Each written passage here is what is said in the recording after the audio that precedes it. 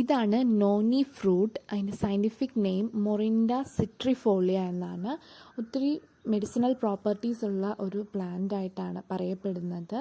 ഇത് clinically tested അല്ലെങ്കിലും ഒത്തിരി ആളുകൾ മെഡിസിനൽ പ്രോപ്പർട്ടീസ് ഉണ്ടെന്ന് പറഞ്ഞ് ഇതിൻ്റെ ജ്യൂസ് ഇൻടേക്ക് ചെയ്യുന്നുണ്ട്. ഡയബറ്റിക്സിന്, അതുപോലെ ഒത്തിരി അസുഖങ്ങൾക്ക് നല്ലതാണെന്ന് പറഞ്ഞ് ഒത്തിരി പേര് ഉപയോഗിക്കുന്നതായിട്ട് പറയപ്പെടുന്നുണ്ട്. പക്ഷേ ഇത് ക്ലിനിക്കലി ടെസ്റ്റഡ് അല്ല. പിന്നെ ഈ ഫ്രൂട്ടിനകത്ത് ആൻഡ്രോക്വിനോൺസ് ഉള്ളതുകൊണ്ട് തന്നെ ഇത് ലിവറിന് ടോക്സിക് ആണ്. അപ്പം ഇത് കൂടുതലായിട്ട് ഇൻടേക്ക് ചെയ്യുന്നത് ലിവറിന് പ്രശ്നം ഉണ്ടാക്കും. പിന്നെ ഇതിൽ പൊട്ടാസ്യത്തിൻ്റെ അളവ് കൂടുതലായതുകൊണ്ട് തന്നെ കിഡ്നി പേഷ്യൻസ് അല്ലെങ്കിൽ കിഡ്നി പ്രോബ്ലം ഉള്ളവർ ഇത് ഉപയോഗിക്കാതിരിക്കുന്നതായിരിക്കും നല്ലത്.